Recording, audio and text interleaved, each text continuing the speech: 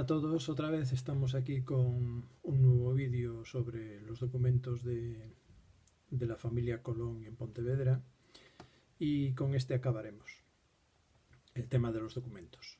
Es un fundamento y un tema muy interesante porque los documentos que aparecen en papel de la familia Colón no solo se remiten a los que descubrió y a los que aportó Celso García Garriga en su libro Colón Español, su origen y patria, que abarcan desde 1413 en adelante, sino que también tenemos otros Colón en el siglo XVII que vinieron a asentarse en Pontevedra, a establecerse, y eran descendientes directos de Colón, o sea, del duque de Veragua correspondiente.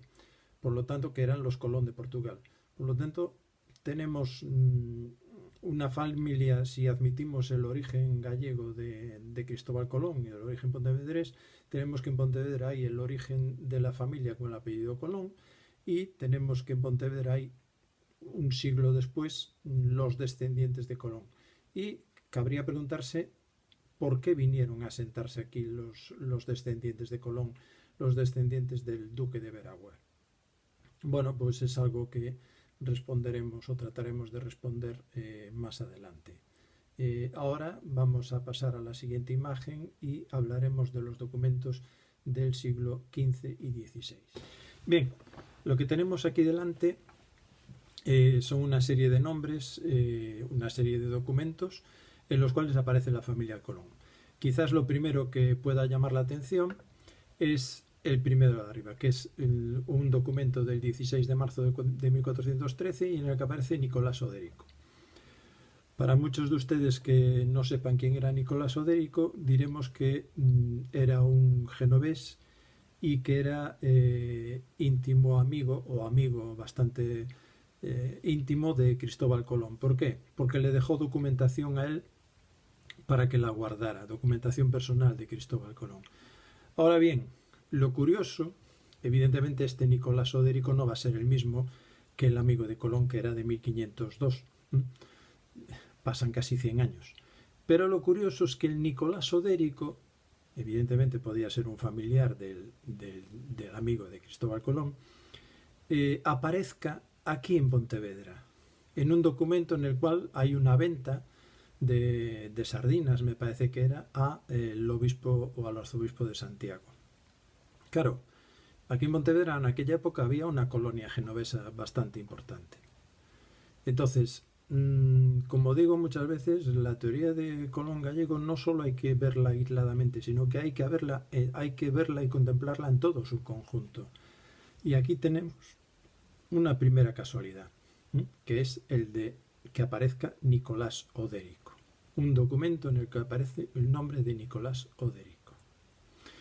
Bueno, después a continuación aparece Bartolomé Colón, Domingo de Colón, Branca Colón, Domingo otra vez de Colón Obello, María de Colón, Antonio de Colón, en fin, aparecen una serie de nombres. Todos estos documentos formaron parte del libro de Colón Español, su origen y patria.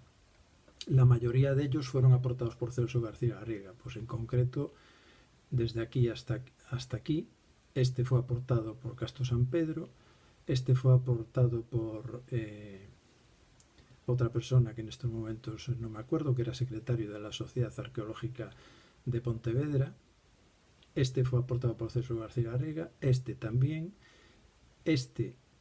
y estos dos fueron aportados por Castro San Pedro.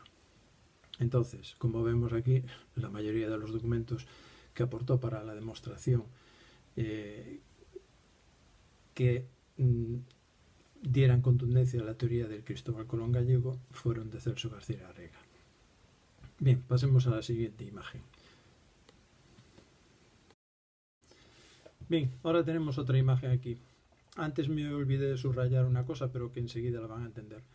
Como, si se fijaron antes, había los apellidos de Bartolomé, Domingo, el Boello, Mozo, siempre eran de Colón, es decir, llevaban la partícula de. Esto es una particularidad bastante importante de los documentos pontevedreses, porque es en el único sitio del mundo donde aparece el apellido de Colón. No es solo Colón, sino de Colón. Bien, como habíamos visto la vez pasada, también aparecía el apellido Collón, que fue como lo llamó Juan II de Portugal en una carta a Cristóbal Colón. Pero esto es importante, porque el de Colón aparece no solo en los documentos de Pontevedrese, sino que aparece en estos dos documentos que tenemos aquí. Uno de ellos es las capitulaciones de Santa Fe, que fue el contrato que hizo Cristóbal Colón con los reyes católicos para ir a la conquista, al descubrimiento. Y el encabezado es el siguiente: las cosas suplicadas e que vuestras altezas dan y otorgan a don Cristóbal de Colón. Vemos aquí que aparece la partícula de. También me transmitieron otro documento de 1505, un compañero que se llama Martín, que es historiador y que participaba bastante en las conversaciones, en los comentarios en el blog que tengo de César García Garriga, y me remitió esta célula de los Reyes Católicos. Y dice: Real célula del doctor Matianzo Francisco Pinelo para que junto con el almirante averigüen las cuentas del último viaje que se hizo. Toro, 24 de febrero de 1505. Y sigue: ya sabéis, como por otra mi célula os envié a mandar que vos junta sedes con el almirante don Cristóbal de Colón. Otra vez aparece la partícula de, y este es de 1505. Las capitulaciones de Santa Fe son de 1492. Pero hay otro documento que no puse aquí, que es de Hernando Colón, que también aparece denominado por parte de una circular de los Reyes Católicos, en la cual aparece como Hernando de Colón. No Hernando Colón, sino Hernando de Colón. ¿Esto qué quiere decir? Hombre, más allá de las meras casualidades que pueda haber, está claro que a Cristóbal Colón los Reyes Católicos lo conocían como Cristóbal de Colón. Puede ser que la mayoría de las veces se quisieran ahorrar la partícula de, pero hay dos casos significativos en los cuales aparece Cristóbal de Colón, otro que aparece Hernando de Colón, y a saber, porque no se han descubierto todos los documentos, hay muchos archivados y probablemente pudiera aparecer alguno más con el apellido de Colón. Y esto sería muy significativo porque en el resto de las teorías no aparece el apellido de Colón, es Colón, o en el caso del genovés, Colombo, como todos sabemos. Bien, pasemos a la siguiente diapositiva. Bien, en esta otra diapositiva que tenemos, pues curiosamente tenemos todos los Colón que se asentaron aquí en Pontevedra a partir de 1650 o 60 por ahí, ¿no? Más o menos. Son documentos en los cuales aparecen mencionados todos estos personajes, incluso con partidas de bautismo y de matrimonio. Pero a lo que voy. Lo importante es esta Catalina Colón de Portugal y Cabrera, que fue la descendiente directa de Colón, que se vino a instalar aquí a Pontevedra, que se casó con Francisco Enríquez de Vargas Machuca. Curiosamente, volvemos a tener una curiosidad, nos aparece el apellido Enríquez. Enríquez era el apellido de Beatriz de Arana, que fue la amante de Cristóbal Colón. ¿Esto puede significar algo o no? Bueno, había que profundizar un poco en el árbol genealógico de este señor y ver hasta dónde llegaba, si es que se puede llegar hasta algún sitio en concreto. Creo que eran de Extremadura estos. La madre de este señor, que era Jerónima de Vargas Machuca, creo que era de Extremadura, y el padre también.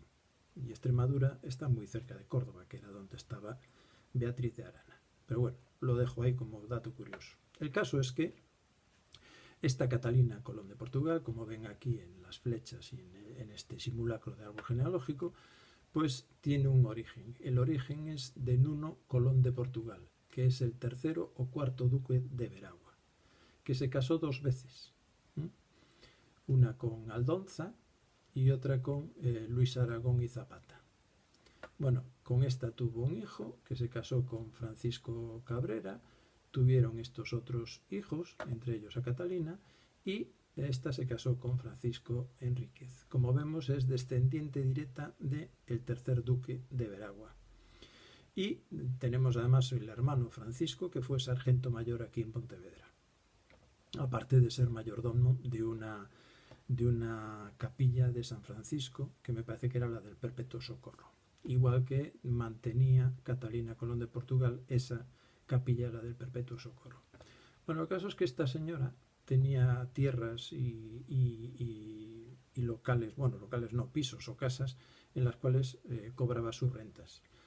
Tuvo estos 6 hijos y lo curioso es lo que les decía antes. ¿Qué motivo pudo haber para que esta señora se viniera desde el sur a vivir aquí a Pontevedra? ¿Qué motivo puede haber? El establecimiento en Pontevedra, que además recordemos que Pontevedra de aquella, para llegar a Pontevedra, se las tenían que ver y desear. Ya solo atravesar lo que es la frontera entre Zamora y Galicia y después venir por Orense y tal, hombre, únicamente si vinieron en barco. Pero eran del interior. No sé yo si vinieron en barco. Pero ya solo venir a Galicia, establecerse en Pontevedra y estar hasta 1700 y pico, 1800, su familia aquí, es curioso. Cuando menos resulta curioso. Y bueno, esto es lo que hay. Tenemos la familia anterior, Colón, y la familia posterior, Colón. Siempre y cuando admitamos que el origen de Cristóbal Colón era gallego y de Pontevedra.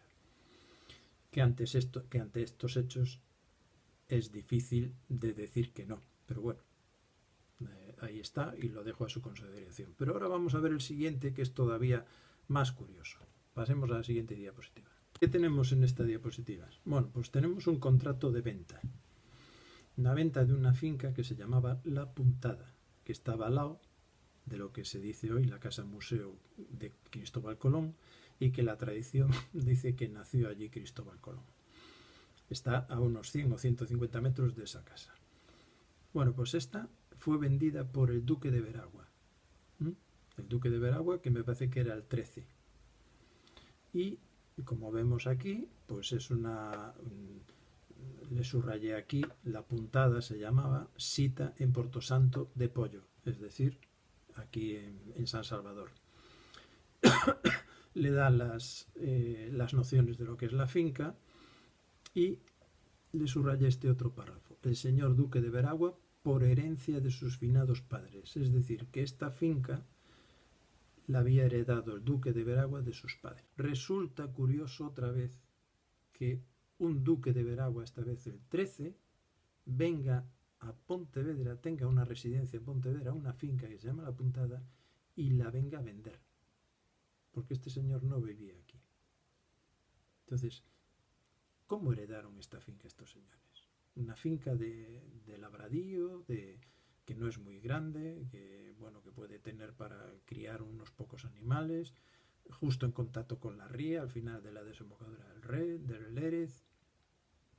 Esta finca se llama Puntada, al final tiene una punta que se llama, por los marineros, lo llamaban Punta Aguda. Recordemos que Punta Aguda fue uno de los topónimos que puso Cristóbal Colón. Perdón. Entonces, claro, uno se encuentra con estas curiosidades y bueno, una curiosidad puede ser, 2, también, pero 3 y 4 ya es más complicado. Entonces, tenemos en la parte documental un indicio bastante importante de que la familia Colón fuera originaria de aquí. Y yo ahí lo dejo. Tienen los argumentos, tienen las explicaciones, ustedes son los que tienen que deducir y inclinarse por una opción o por otra. Bien, aquí lo dejamos y en el próximo capítulo pues veremos, ya nos adentraremos en el tema del léxico, del vocabulario empleado por Colón, que es otra curiosidad, porque tiene cantidad de palabras exclusivas gallegas. Y la cuestión y la pregunta es, ¿dónde las aprendió? Pues desde luego en Portugal puede aprender palabras galaico-portuguesas. En Sevilla y en Castilla dudo yo que pudiera aprender palabras portuguesas o gallegas. Y en Génova, si es de Génova o italiano, tampoco. Por lo tanto, de alguna forma llegaron a su vocabulario y además las emplea muy bien. Y no solo las palabras, sino que también hay frases y giros gallegos. Pero bueno, eso lo veremos en el siguiente y hasta aquí esto es todo y espero que les haya gustado e interesado. Hasta la próxima.